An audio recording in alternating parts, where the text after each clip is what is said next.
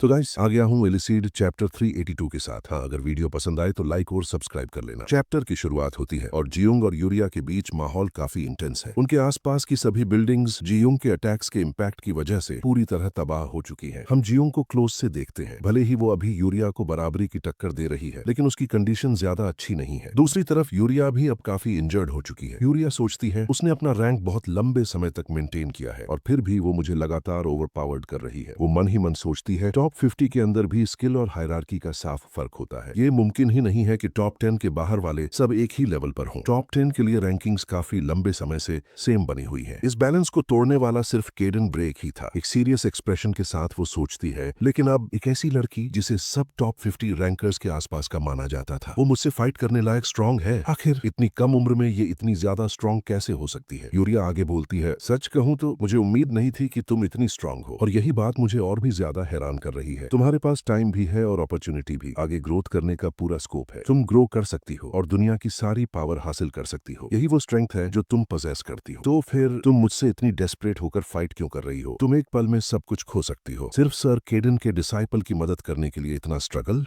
Jeong उसकी बातें चुपचाप सुनती रहती है। कुछ देर की खामोशी के बाद वो बोलती है, नहीं, मैं ये उसकी हेल्प के लिए नहीं कर रही क्योंकि वो मुझसे ऐसा नहीं चाहता। एक सीरियस एक्सप्रेशन के साथ वो आगे कहती है, लेकिन अगर मैं हार गई तो उससे वो खतरे में आ जाएगा और मैं ऐसा बिल्कुल भी नहीं होने दे सकती। यूरिया इस पर कहती है, तुम सिचुएशन को नहीं देख रही हो। मिस थियोन से वो अब तक हार चुका होगा और ये भी हो सकता है कि वो मर भी गया हो। जिस स्किल का उन्होंने अभी इस्तेमाल किया था उससे जीवो ही नहीं, कोई टॉप 100 अवेकनर भी मारा जा सकता है। मुझे नहीं लगता वो सर्वाइव कर पाया होगा। जियोंग बिना झिझक के जवाब देती है, मुझे बिल्कुल भी नहीं लगता कि वो मर चुका है। जियोंग के इस कॉन्फिडेंट स्टेटमेंट से यूरिया भी शॉक हो जाती है। वो हल्की सी मुस्कान के साथ कहती है, वैसे भी अगर वो जिंदा भी हुआ तो क्या ही कर लेगा? उसके पास फाइट बैक करने की स्ट्रेंथ ही नहीं बची होगी। तभी उन दोनों की नजर जीवू की तरफ जाती है, जहां एक जोरदार एक्सप्लोजन होता है। जियोंग के चेहरे पर चमक आ जाती है। उस एक्सप्लोजन में वो जीवू की एनर्जी महसूस कर लेती है। वो कहती है, जैसे उसे पहले से पता था, मुझे पता था। दूसरी तरफ यूरिया ये देखकर पूरी तरह शॉक हो जाती है। वो सोचती है, मिस थियोन ने तो अभी अपनी स्किल स्काईवॉल वेब इस्तेमाल की थी। वो एक फिनिशिंग मूव है जिससे कोई टॉप 100 अवेकनर भी बच नहीं सकता। तो ये अभी तक फाइट कैसे कर रहा है? तभी एक मैसिव एनर्जी इंपैक्ट कई बिल्डिंग्स के आर पार निकल जाता है। ये जीवू का वही लास्ट अटैक होता है। यूरिया शॉक में सोचती है,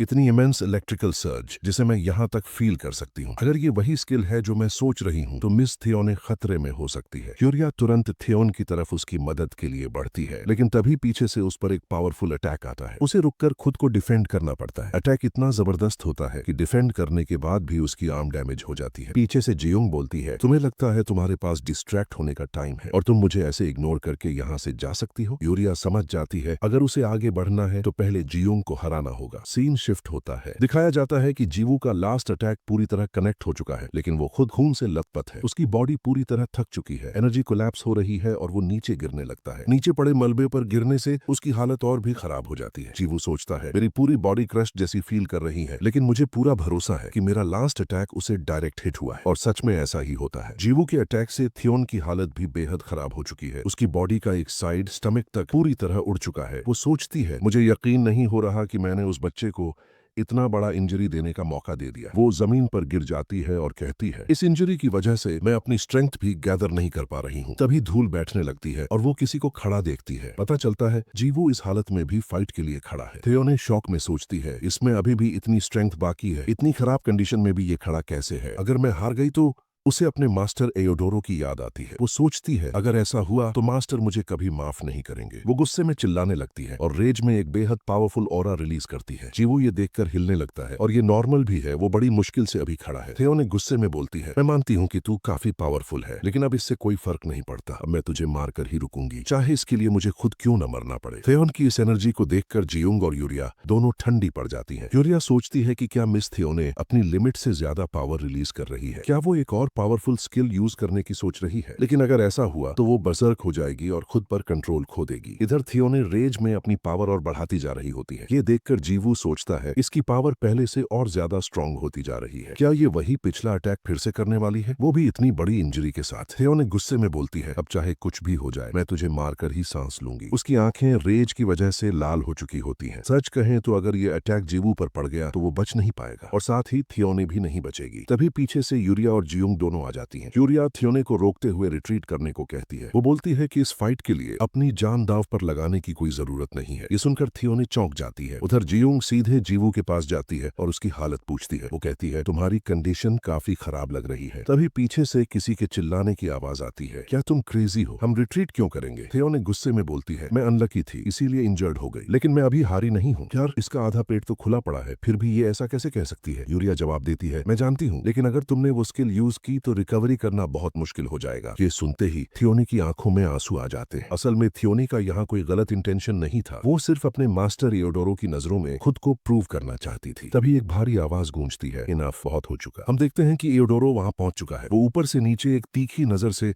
सबको देख रहा होता है। थियोने अपने मास्टर को देखकर शॉक हो जाती है, क्योंकि वो उसकी परमिशन के बिना यहाँ आई थी। जीवू सोचता है तो ये इसका मास्टर है, एक टॉप 10 रैंकर। हेओडोरो थियोने की इंजरी देखता है जो काफी सीरियस हालत में होती है। वो जीवू से पूछता है, अच्छा तो तू केडन का डिसाइपल है? जीवू हाँ में सिर हिलाता है। हेओडोरो जीवू को देखकर सोचता है, मैंने सुना था इसने हाल ही में अवेकनर की तरह ट्रेनिंग शुरू की है, और फिर भी इसने थियोने को इतनी बुरी तरह इंजर्ड कर दिया। वो गुस्से में सोचता है, इतनी हिम्मत, वो भी केडन के एक मामूली डिसाइपल की।